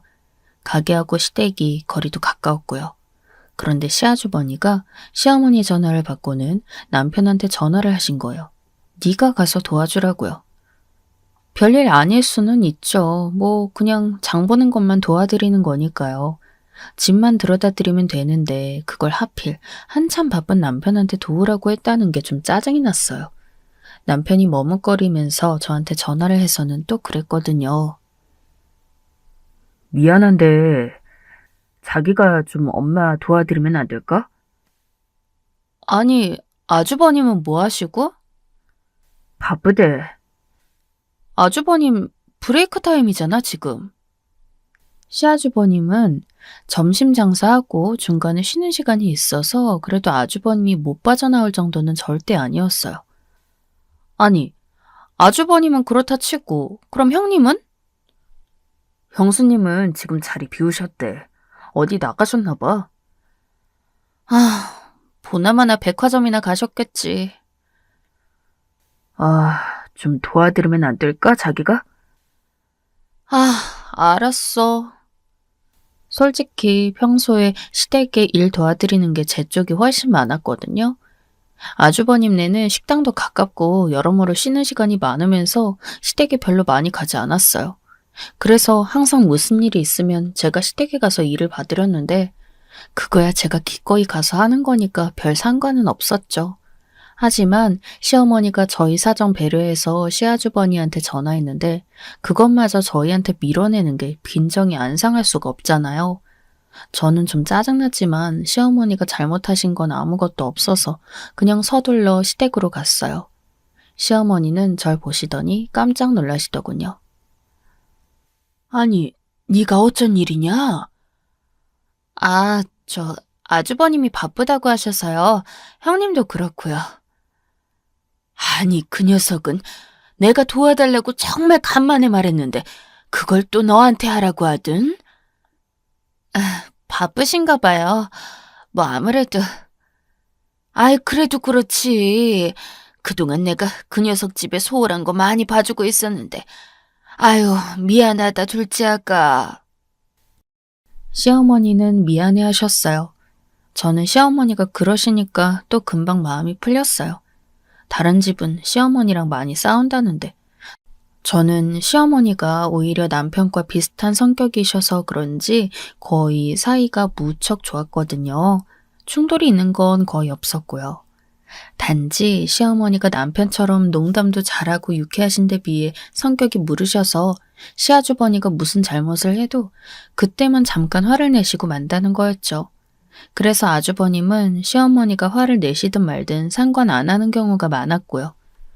저는 피해를 입어도 시어머니가 화내셔봤자 상황이 바뀌질 않는 터라 그냥 어느 정도 피해 입는 건 포기하고 있었거든요. 그래서 전 시어머니를 도와드렸어요. 장 봐오는 거야 몸이 좀 힘들긴 했지만 그래도 시어머니가 미안해 하시는데 제가 티내긴 좀 그랬죠. 그래서 별말 없이 웃으면서 도와드렸고 시어머니는 일하는 동안 저한테 앉아있으라고 하셨지만 또 그럴 수가 있나요? 그래서 시어머니 반찬하시는 동안 또 옆에서 열심히 도와드렸고요. 시어머니는 손이 크셔서 한 번 반찬하시면 워낙 많이 하세요. 그래서 저희 집에 가서 먹으라고 좀 많이 싸주셨죠. 이번에는 평소보다도 더 다양하게 많이 싸주셨어요. 이번엔 너희 동서한테는 안 줄 거다. 어머님, 그래도 안 줄 거다. 그것들이 식당 하는 주제에 나한테서 집밥은 죄다 얻어먹고 그러면서 잠깐 장 봐달라는 것도 안 도와주려 들어? 시어머니는 혀를 차셨어요. 사실 아주버님네는 식당을 하시는데 자기네 식당밥 질린다면서 집밥 반찬을 시댁에서 항상 가져다 먹었거든요. 그러면서 안 도와주려 하니까 시어머니가 화가 나셨던 거였죠. 그래서 저는 원래 시아주버니네로 갈 반찬까지 죄다 받아왔어요. 평소보다 많긴 했는데 어머니의 반찬은 워낙 맛이 좋아 저희 친정에도 조금 가져다 드리면 항상 좋아하셨기 때문에 저는 아무런 걱정 없이 감사하게 받아왔죠. 저희 친정엄마는 음식을 좀 귀찮아하셔서 자칫하면 식사를 좀 부실하게 하셨거든요. 제가 집에 와서 반찬을 풀어놓고 기다리니까 그래도 그날은 남편이 간신히 저녁을 먹을 수 있을 정도의 시간에 들어오더군요. 남편은 시어머니 반찬이 있으니까 무척 좋아했어요. 으이그, 그렇게 좋아? 아, 우리 엄마가 일단 음식은 잘하시잖아. 맞아, 그건 인정해. 남편은 정말 맛있게 밥을 먹었어요. 저도 같이 앉아서 저녁을 먹으면서 아주버님네가 너무 양심 없다는 이야기를 했고 남편은 100번 동감한다며 고개를 끄덕였죠. 그런데 하필 저녁 식사를 하고 있는 중에 전화가 온 거예요. 남편은 전화를 받아서 뭐라고 이야기하는데 딱 봤더니 표정이 안 좋더라고요. 저는 혹시 직장일인가 싶었는데 그건 아니고 시아주버니더군요. 남편은 적당히 대답하고는 전화를 끊었어요. 그런데 표정이 별로 좋지가 않아서 제가 조심스럽게 물어봤죠. 왜? 왜 그래? 아니, 오늘 형님한테 엄마가 반찬을 안 싸주셨나 봐. 그러셨어. 괘씸하다고 주기 싫다고 하시더라고. 너네가 다 가져갔냐고 버릇이 없다는 둥 별소리를 다 하네. 남편은 화가 난다는 듯 중얼거렸어요. 아니, 저는 너무 어이가 없더라고요. 제가 애초에 반찬을 다 가져가겠다고 욕심을 냈던 것도 아니었고 시어머니가 저를 주시겠다고 한 거였어요. 게다가 애초에 시어머니가 도와달라는 그 작은 일도 안 도와줬으니 시어머니가 화가 나신 거잖아요. 저는 너무 어처구니도 없고 아주버니가 양심도 없어 보여서 얄미워 죽겠더라고요. 그때는 남편도 화가 꽤 났는지 한숨을 여러 번 푹푹 쉬었어요. 에휴, 미안해. 우리 형이 항상 저 모양이라. 자기가 잘못한 건 아닌데 뭐. 와, 진짜. 시아주버니 너무하셔 근데. 그래, 정말 그렇다. 저는 화가 났지만 그 일이 그냥 지나갈 거라 생각했어요. 당연히 저는 잘못한 게 없고 도리어 아주버니가 잘못하신 거잖아요. 그런데 예상과는 달리 다음날 시아버지한테서 전화가 왔더라고요. 예, 둘째 아가. 네, 아버님, 어쩐 일이세요? 평상시에는 거의 시어머니랑 저만 대화를 하고 소통을 했기 때문에 시아버지의 전화가 굉장히 의외였어요. 시아버지는 가부장적이고 이기적인 면이 있는 분이라서 시어머니가 항상 저한테 시아버지 흉을 보고 그랬거든요. 어제 큰애가 너한테 화가 많이 났던데. 맞냐? 네? 어제요?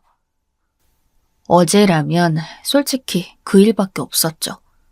그런데 저는 그걸 왜 시아버지까지 알고서 저한테 전화를 하시나 조금 어안이 벙벙했어요.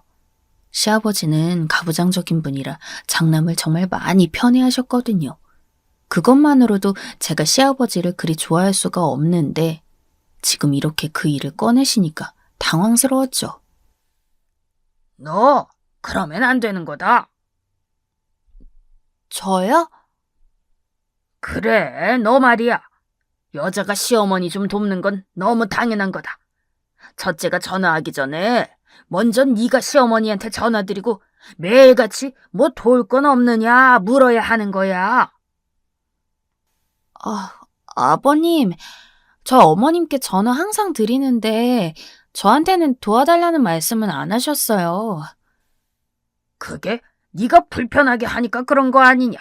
네 평소 태도를 주의해야지. 그게 아니라 시어머니는 항상 저한테만 너무 도움을 많이 받는다고 하시면서 저한테 뭘 말씀을 잘 안 하셨어요. 시어머니는 저하고 무척 이야기도 많이 하셨지만 첫째 동서하고는 아예 거의 말씀 안 하셨거든요. 그래서 어제는 일부러 아주버니한테 전화해서 네가 와서 도우라고 하신 거였고요. 하지만 시아버지가 그런 사정을 알 리도 없고 그걸 신경 쓸 리도 없었어요. 너는 항상 애가 너무 드셌다. 그럼 안 되는 거야. 첫째 아가처럼 외모 관리에 신경을 쓰지도 않고 나한테 전화 항상 해서 인사도 안 하고 그럼 안 되는 거라고 내가 몇 번이나 이야기를 하지 않았니? 저는 어머님께 전화를 하니까 형님께서 아버님께 전화를 하신다고 하셨어요. 서로 그게 편하다면서요. 어쨌든 시아버지 너무 무시하지 마라. 그러는 거 아니야. 자고로 암탉이 울면 나라가 망한다고 했다. 넌 너무 성격이 세. 솔직히 너무 황당했어요. 제가 뭘 어쨌길래 이런 소리까지 들어야 하는 건지. 그렇다고 제가 말대꾸하면 그걸 가지고 또 1시간을 설교할 분이었기 때문에 그냥 입을 다물었어요. 시아버지는 제가 얌전히 듣고만 있으니까 절 다그치면서 진짜 거의 한 30분 이상을 말씀하시더라고요. 아니, 대체 이게 이럴 일인가 싶었죠. 간신히 전화를 끊고 났는데 너무 황당한 거예요. 제가 뭘 잘못했기에 시어머니 일을 그렇게 돕고서는 이런 소리를 듣나 싶어서요. 그렇다고 이걸 시어머니께 쪼르르 이르면 집안 분란 일으키는 거나 다름없으니 또 그럴 순 없잖아요. 너무 황당하고 화가 나는데 야근하고 집에 늦게 온 남편에게만 속풀이를 했죠. 남편도 황당해했지만 그렇다고 남편 입장에서 뭘 할 수도 없었어요. 남편이 위로해줘서 간신히 마음이 풀린 채로 그날 일은 그렇게 지나갔어요. 그런데 그 일이 마음에 응어리가 지더군요. 이게 별일 아니라면 별일 아닐 수 있는데 당한 사람 입장에서는 그게 아니더군요. 그런데 그게 끝이 아니라 그런 식으로 꾸준히 그렇게 빈정상하는 일이 쌓여갔어요. 나중엔 진짜 신경이 날카로워져서 시아주버니 얼굴만 봐도 짜증이 났어요. 그렇게 시간이 흘렀는데 그때부터 한 1년 넘게 지났을 때였을 거예요. 그때 시아버지가 편찮으셔서 수술할 일이 생겼어요. 배 쪽 수술이었는데 사실 시술이라 해도 될 정도로 간단한 것이긴 했죠. 그런데 시아버지가 너무 아파 죽겠다면서 한참이나 엄살을 부리고 난리를 피우셨어요. 정작 그 당시에 정말 아픈 건 시어머니였어요. 시어머니는 다리가 점점 더 상태가 안 좋아지셔서 혼자 걷기도 힘드실 정도가 되었고 간혹 제가 가서 도와드려야 할 정도였거든요. 시아버지 엄살을 간병해 주실 정도는 절대 아니었죠. 에휴, 너희 시아버지 그냥 병원에 처박아 놓을 거다. 어머니가 시아버지 엄살을 듣다 못해 화가 나서 말씀하셨지만 그게 사람 마음처럼 되나요? 병원에서는 당연히 그리 큰 수술이 아니었으니 바로 퇴원하라고 했고 시아버지는 퇴원을 했어요. 그런데 시어머니께서는 시아버지 간병을 도저히 하실 수 없는 상태라 결국은 자식들이 모셔야 하는 상황이 되었죠. 아주버님은 또 기겁하더라고요. 첫째 동서도 마찬가지였고요. 아니, 우리 식당 하는데 어떻게 모셔? 안 돼, 안 돼. 절대 우린 못 모셔. 아버지가 어떻게 우리 집에 와 계셔? 맞아, 동서. 나도 식당 나가서 하루 종일 일한다고. 동서는 집에서 놀잖아. 그러니까 동서가 모셔. 아니, 형님 집에서 놀다뇨. 저도 엄연히 집에서 살림하면서 살아요. 그 살림이 뭐라고 그렇게 큰 소리야? 당연히 살림이야 하겠지.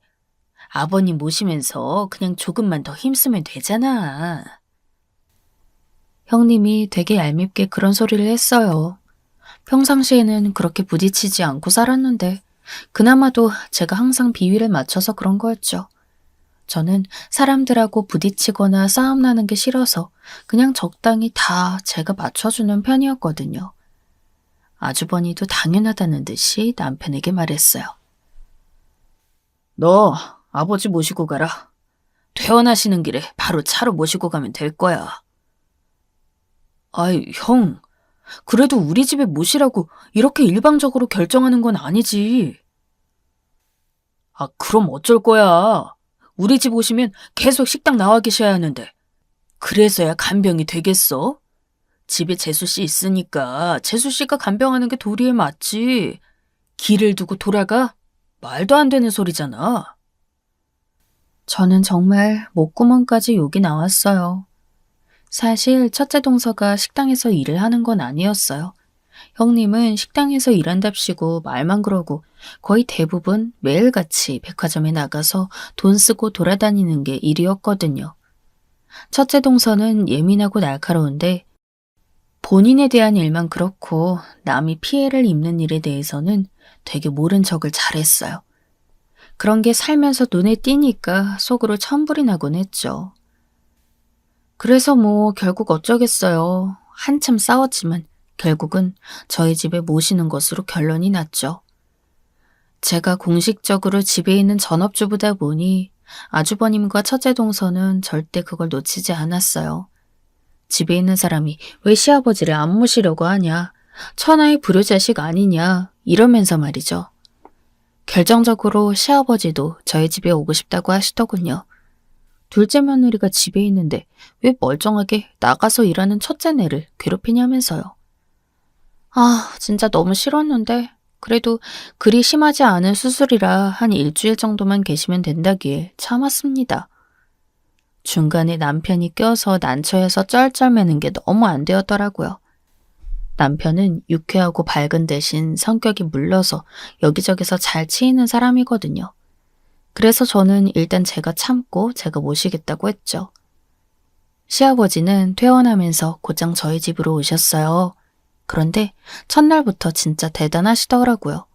시아버지는 집에 와서 들어오자마자 집안 공기가 탁하다면서 집안 창문을 전부 열라고 하셨어요. 그때가 겨울이었거든요. 저는 그때 약하게 감기 기운이 있는 상태였는데 시아버지는 신경질적으로 공기 답답해서 살 수가 없다면서 짜증을 냈어요. 그래서 어쩔 수 없이 집안 창문이란 창문은 다 열어놓고서 한 30분을 있은 다음에 문을 닫으려고 했더니 아직 환기가 덜 되었다면서 계속 열어놓고 있으라고 하는 거예요. 그러면서 본인은 패딩 입은 채로 담요를 달라고 해서 덮고 계시더군요. 아무리 시아버지지만 어찌나 진상으로 보이던지요. 저는 몸이 안 좋아서 따뜻하게 입고 싶은데 그리고 사실 집안 환기를 한 지도 얼마 안 된 상태였어요. 그런데 그 상태로 거의 1시간 넘게 있은 다음에 문을 닫으니까 몸이 덜덜 떨리더라고요. 그날 저녁에 식사를 차려드렸는데 그걸로도 또 말씀이 많으셨어요. 넌 어쩜 이렇게 애가 아무 생각이 없냐? 내가 이 안 좋은 거 알면서 이렇게 질긴 걸 먹으라고 내놓는 말이냐? 심히 죽으라는 거야? 아니요, 아버님. 그런 게 아니라 이 정도는 괜찮으실 줄 알았어요. 이거 안 좋으세요? 다른 걸로 드릴까요? 갈치 있는데 금방 구워드릴게요. 그래, 갈치 내와라. 그리고 이따위로 이렇게 고기도 질기게 굽는 거 아니다. 어쩜 솜씨가 이리도 없니? 시아버지는 저한테 톡톡 쏘아붙였어요. 시아버지가 어떤 말투냐면 좀 평상시에 말을 해도 계속 싫은 소리를 하는데 화를 막 내는 것도 아니고 평소 말투가 항상 못마땅한 거 있잖아요. 그냥 일상 대화를 해도 이 사람이 계속 불만이 있구나, 못마땅하구나 하는 걸 상시적으로 느끼게 되는 그런 말투요. 그런 말투로 계속해서 저한테 말하니까 스트레스가 정말 장난이 아니었죠. 시아버지한테 작은 방을 내드렸는데 그 방이 작은 걸 보고도 또 짜증을 내셨어요. 아니, 너희 방은 저렇게 크면서 이 시애비는 이렇게 작은 골방에서 자라는 거냐? 아버님, 저희 방 비슷비슷한 크기예요. 그냥 위치만 조금 다를 뿐이지. 뭐가 비슷하냐, 뭐가? 이건 골방인데. 거기다 너희 방엔 화장실도 딸려 있지 않느냐? 시아버지는 짜증을 부리셨어요. 저희도 안방에 화장실이 붙어 있어서 시아버지께 안방을 내드릴까 생각을 안 했던 건 아니에요. 그런데 아무래도 부부가 같이 자는 방이라 속옷이라든가 이런 것 좀 감추고 싶은 것들도 수납되어 있고 해서 그럴 수는 없겠더라고요. 그런데 시아버지는 그게 못마땅하신지 내내 신경질을 내셨어요. 그런데 제가 시아버지한테 기겁을 했던 건 다른 거였죠. 본인은 저한테 온갖 잔소리를 다 하고서는 너무 위생관념이 없으신 거였어요. 식사하실 때도 어찌나 음식을 흘리시는지, 드시고 나면 식탁 위가 온통 전쟁통이었죠. 양말도 항상 제대로 빨래통에 넣어놓으실 데가 없고 일부러인지 뭔지 알 수가 없을 정도로 이리저리 엉망으로 던져놓으셨고 화장실에서 샤워라도 하고 나면 비누 거품이며 뭐며 전혀 뒤처리를 안 하고 나오셔서 화장실이 난리였어요. 그 중에서도 최고는 소변이었죠. 전 정말 이런 거 가지고 남한테 뭐라고 하고 싶지 않았거든요. 어쨌든 사람이 부끄러울 수 있는 문제잖아요. 그런데 시아버지는 도가 좀 지나쳤어요. 화장실에서 나는 그 하수구 냄새 같은 거 아시죠? 시아버지가 집에 오시고 나서 딱 이틀이 지났는데 그런 냄새가 나기 시작하는 거예요. 제가 청소를 너무 싫어해서 사실 매일같이 화장실 청소를 하진 못하고 일주일에 한 번 청소를 하거든요. 그런데 그래도 추운 시기라 화장실에서 냄새는 나지 않았는데 시아버지가 오고 나니까 냄새가 너무 나는 거예요. 저는 그게 신혼 초에 남편이 엉망으로 소변 볼 때 났던 냄새라는 걸 눈치채고서 속이 부글부글 끓었죠. 신혼 초에 남편도 소변을 대충 흘리든지 말든지 상관 안 하던 때가 있었어요. 그러다가 저한테 정말 대판 박살나고서 그제서야 제 눈치를 보며 앉아서 소변 보기 시작했거든요. 제가 그럴 거면 화장실 청소 당신이 하라고 화를 냈었고 소변을 조금이라도 흘리는 날에는 본인이 알아서 화장실 청소를 했어요. 그때 한참 남편하고 싸우고 화내던 시기에 남자들이 소변을 흘리면 어떤 냄새가 나는지 잘 알게 되었거든요. 저는 안방에서 퇴근한 남편한테 싫은 소리를 했어요. 여보, 세상에. 아버님, 소변 다 흘리고 계시나 봐. 뭐? 아휴, 그래? 어쩐지 화장실에서 냄새 많이 나더라.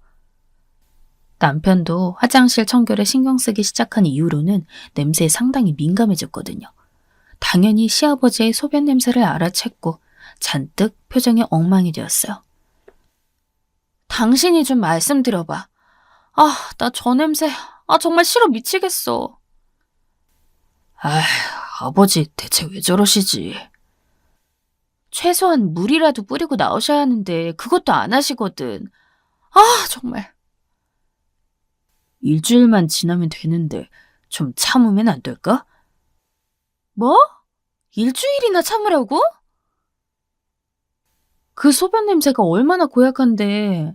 게다가 아무리 시아버지지만 내 가족도 아닌 다른 사람 소변이 화장실에 온통 엉망인데 그걸 참으라뇨?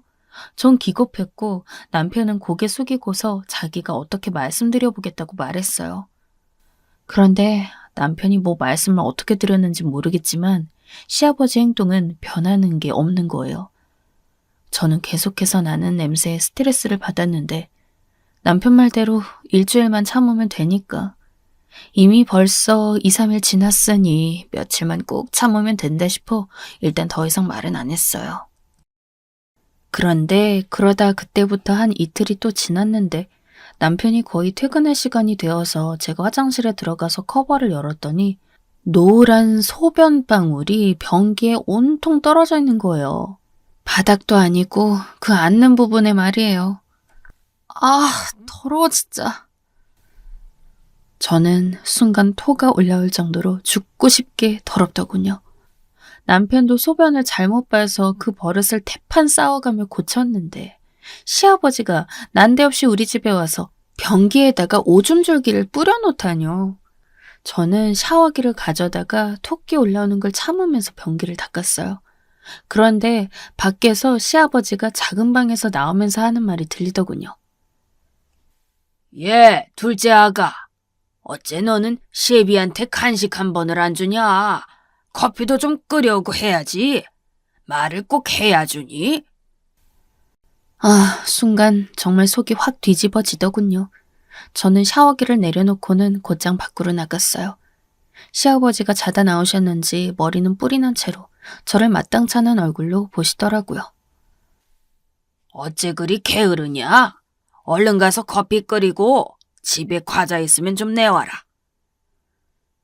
아버님, 저 지금 청소 중이에요. 화장실 말이에요. 저는 속이 들끓어서 천천히 또박또박 말했어요. 시아버지는 뜨악한 눈이 되더니 곧장 또 그 불평만의 말투로 말씀하시더군요. 네가 할 일을 하는 건데 왜 그렇게 시위하듯이 말하는 거냐? 커피 끓여오고서 하면 되잖아. 제가 화장실 청소를 뜬금없이 왜 지금 하는지 아세요? 그걸 내가 어떻게 아느냐?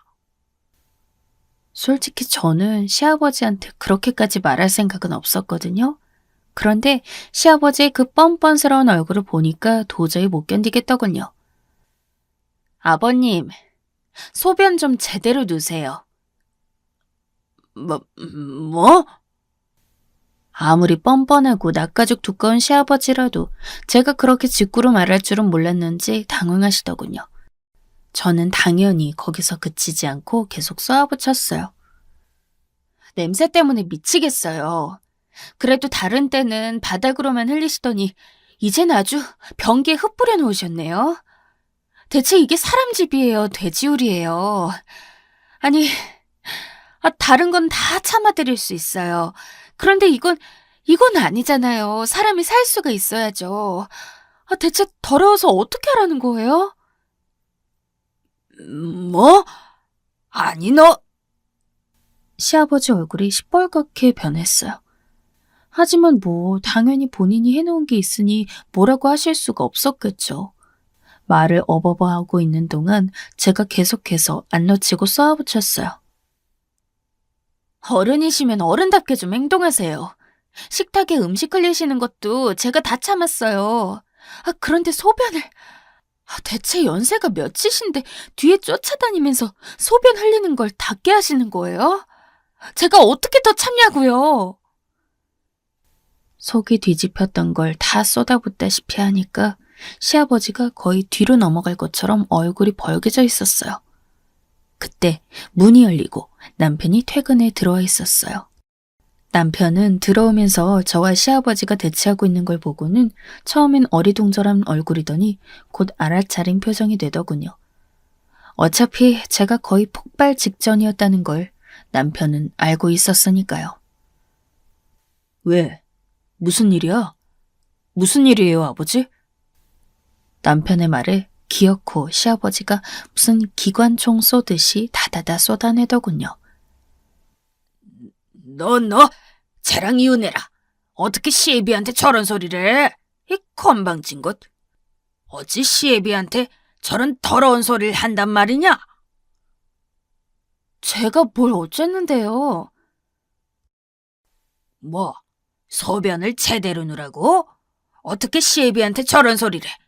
가정교육을 어떻게 받고 자랐기에 그 꼴이야? 제 가정교육은 문제 없어요. 아버님이 먼저 잘못하셨잖아요. 자자, 진정들 좀 하고.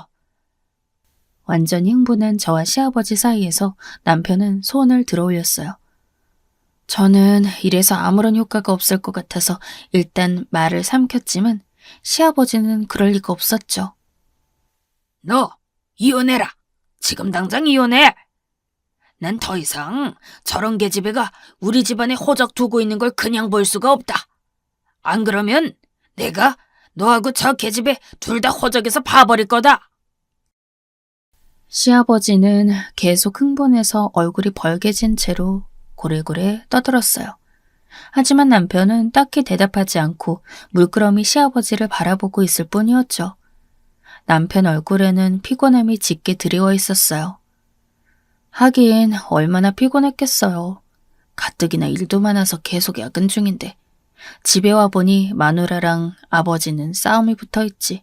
아버지는 말도 안 되는 이유로 마누라랑 이혼하라고 소리나 바락바락 지르고 있지. 평소 유쾌하고 농담 잘하는 남편이었지만 그날은 얼굴이 유독 어둡더군요.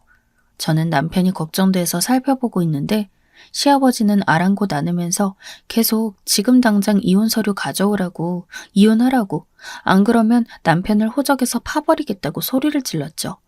그러더니 남편이 손을 들어 올리면서 말했어요. 그만하세요, 아버지. 뭐라고? 평소의 남편 말투가 아니었어요. 단호하고 어딘가 짜증까지 묻어있는 상태였거든요. 시아버지도 그걸 느꼈는지 멈칫하면서 남편 눈치를 봤어요. 너 지금 뭐라고? 그만하시라고요.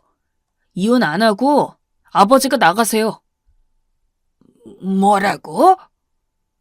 그리고 호적에서 파셔도 되고 안 보셔도 되고 없는 자식인 셈 치셔도 되고요.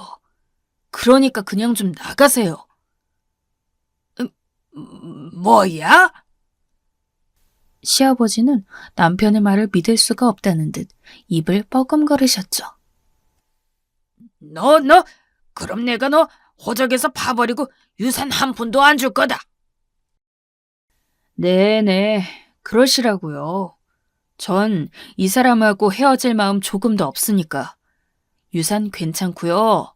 네, 살펴가세요. 남편은 지친다는 듯이 말하고 시아버지 방으로 들어가 짐을 들고 나오더니 시아버지를 그대로 밖으로 밀어냈어요. 아버님은 자존심 때문에 발을 구르면서 스스로 나가버리셨죠. 내가 가만두나 봐라. 너희 형하고 엄마하고 이야기해서 너 가만 안 둘 거다. 내가 너만 아들인 줄 아냐? 너희 형이 나 얼마든지 간병해 줄 거다. 네, 그러시던가요. 남편은 시종일관 화도 안 내고 지친 목소리로 시아버지를 상대하며 쭉 밀어냈어요. 시아버지는 화를 내면서 나가서도 큰 소리로 불평불만 하다가 가버리셨어요.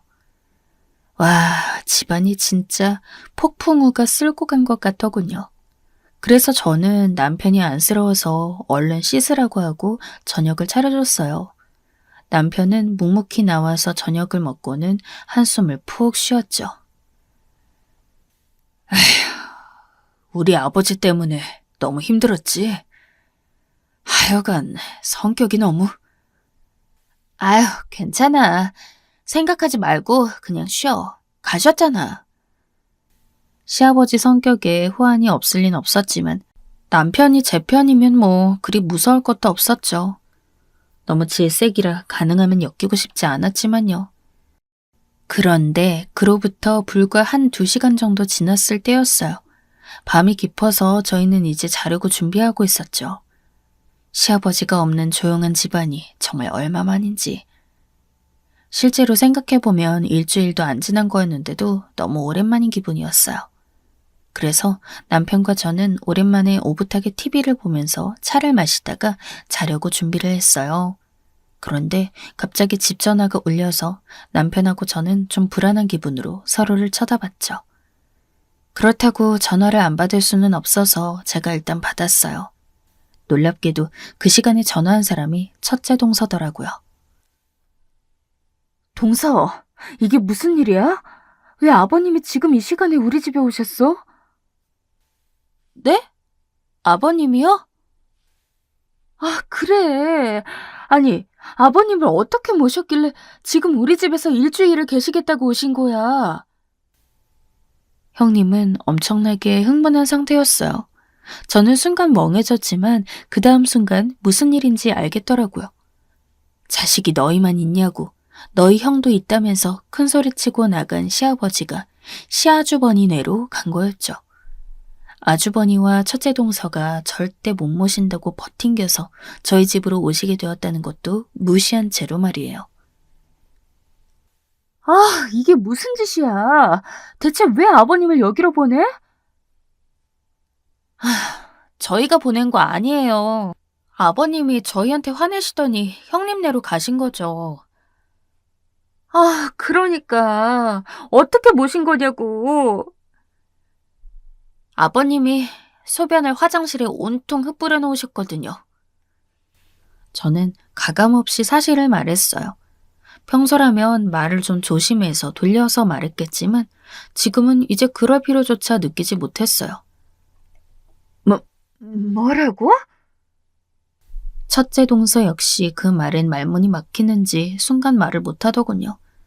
누구나 가정주부라면 알 수밖에 없잖아요. 남자 가족들이 화장실 더럽게 쓰는 게 얼마나 화나는지요.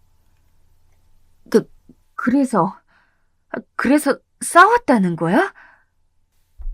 네, 제가 아버님께 화장실 깨끗하게 써달라고 한마디 했는데 그게 노여우셨는지 나가셨어요. 아, 세상에. 형님도 글쎄, 잘 모르겠지만 처음부터 밀리지 않으시는 게 좋을 거예요. 저는 짐짓 형님을 생각해주는 척하면서 말했어요. 첫째 동서는 그 말에 위기감이 느껴지는지 목소리가 긴장되더군요. 아, 그래. 나도 절대 아버님 안 모실 거야. 아, 일주일이나 계시겠다니. 이게 무슨 악몽이지? 일주일요? 아니, 남은 기간 겨우 한 2, 3일 될 텐데 일주일을 계시겠대요? 아, 그래. 우리한테도 효도 받아야겠다고 일주일을 계시겠대. 정말 머리가 어떻게 되신 거 아니야? 형님은 험하게 말했어요. 사실 시아버지한테 하기엔 진짜 막말이었지만 그 심정은 이해가 돼서 저는 그냥 입을 다물었어요. 처음부터 쫓아내버리겠다고 첫째 동서가 선언처럼 말한 뒤 전화가 끊어지더군요. 저는 남편한테 돌아서서 어깨를 으쓱했어요. 아버님, 아주버님 댁에 가셨나 봐. 뭐? 형님이 전화하신 거야. 우리한테 어떻게 모신 거냐고 하길래 그냥 있었던 일 말씀드렸어. 세상에. 남편은 골 때린다는 듯이 고개를 절레절레 흔들었어요. 사실 시아버지는 가족들 중 누구도 좋아할 수가 없는 사람이었거든요. 여태까지 살면서도 워낙 자기 멋대로 굴었던 양반이라 아들들도 시어머니도 좋아하지 않았어요. 솔직히 그날 밤 대체 아주버님네서 무슨 일이 일어나고 있을지 너무 궁금하더군요. 저는 한번 전화를 해볼까, 어떻게 되어가고 있나 궁금해서 안달을 냈지만 남편은 느긋하게 말했어요. 아마 형하고 아버지하고 박 터지게 싸웠을 거야. 서로 성격 비슷해서 우리 잘할 때도 둘이 엄청나게 많이 싸웠거든. 아니, 아버님 그렇게 큰아들만 편애하는 것처럼 구시더니? 에휴, 아마 형한테 가선 나만 편애하는 것처럼 굴었을걸? 그런 식으로 이쪽 저쪽한테 원하는 거 얻어내려고 하시는 양반이라. 아휴, 진짜. 남편은 다 안다는 듯이 마치 해탈한 것 같은 표정으로 기다렸어요. 마침 다음 날이 주말이라 저는 남편과 같이 연락을 기다릴 수가 있었죠. 다음 날 아침 시어머니한테 연락이 왔어요. 제가 받았는데 시어머니는 도리어 차분한 목소리시더라고요. 예, 너희 아버지 어젯밤에 너희 집에 쫓겨나고 큰애네 집에서도 쫓겨났다며? 아, 네, 어머님. 시어머니는 좋은 분이셨기 때문에 조금 민망하더라고요. 그런데 시어머니는 저하고 대화하시면서 짧게 웃으셨어요. 그 영감탱이 어제 집으로 와서 또 난리를 치려고 하길래 나도 혼을 내줬다. 한밤중에 문을 두드리면서 애들을 어떻게 키운 거냐고 소리를 지르길래 닥치라고 하고서 문을 안 열어줬지. 추워 죽는다고 소리 질러대다가 결국 조용해져서 문 열어달라고 애원을 하더구나. 어머나. 아유, 그래서 나가봤더니 계단 옆에 얼어 죽을 기세로 쪼그리고 앉아있더라. 그래서 앞에 두고 내가 집에서 나갈까 아니면 네가 나갈래 했다. 이렇게 난리칠 거면 같이 살지 말자고 했더니 그제야 기가 죽어서 집에 들어오더구나. 시어머니는 태연하게 말씀하셨어요. 저는 순간 웃으면 안 되는데 웃음이 나서 푹 터졌고 시어머니도 같이 웃으시더라고요. 그 이후 시아버지는 아주 성격이 고쳐진 건 아니지만 상대적으로는 많이 얌전해지셨어요. 집안에 아무도 자기 편이 없다는 걸 그제야 아셨던 모양입니다. 제 이야기는 여기까지입니다. 부디 재미나게 들으셨다면 좋겠어요.